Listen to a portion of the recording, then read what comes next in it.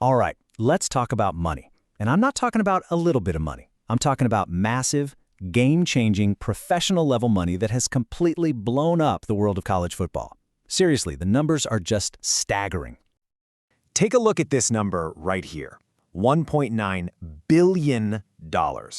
That's the total amount college football players are projected to earn just for the 2025 season. That is more than double what it was just a year ago. Yeah, the whole idea of amateurism, it's officially over. So that leads us to the big question, right? How in the world are college athletes all of a sudden pulling in salaries that rival the pros while they're still, technically students?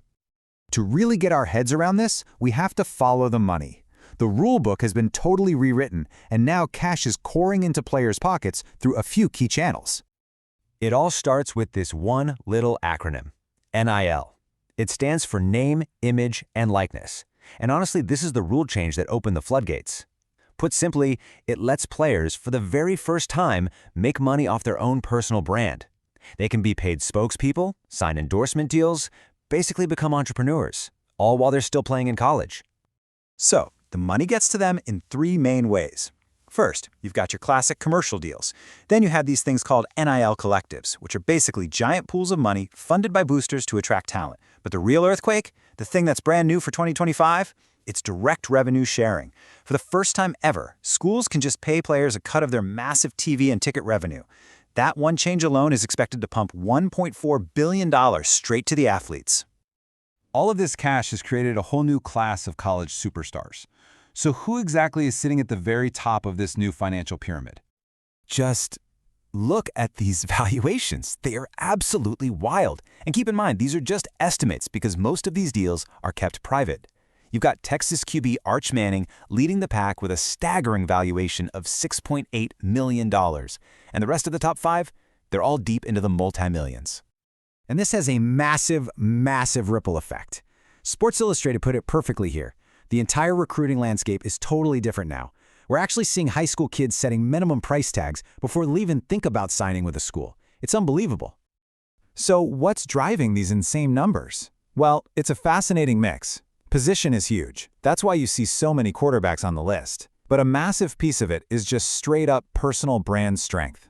I mean, Arch Manning has one of the most famous last names in football history, which makes him incredibly valuable before he's even a full-time starter. And of course, social media is a huge deal now. How many followers you have is a key metric. Your on-field performance matters for sure, but it's clear that marketability is king. But here's the thing. While the headlines are all about those million-dollar quarterbacks, their story is the exception. It is not the rule. For the vast majority of players, the financial reality is completely different. This chart right here from Open Doors, it tells the real story. Look at that massive purple slice. The top earners, the guys making over $500,000, they're in that tiny little red sliver, less than 1% of all players. The truth is, there's a huge financial divide right inside the locker room. Let's just focus on that one number for a second because it is so important. 66.5%. That means two-thirds of all college football players are earning less than $10,000 a year from NIL.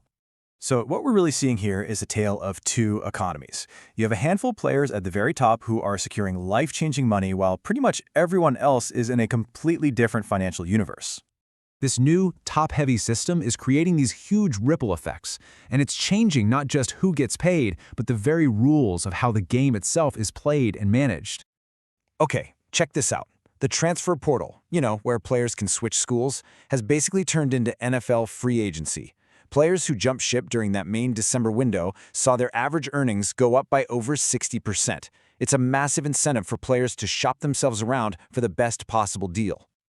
And it gets even crazier, because it's not just about the deals anymore. Off-the-field stuff is becoming huge. Look at this comparison. A player in a high-tax state like California could owe almost $250,000 in state income tax on a $2 million valuation.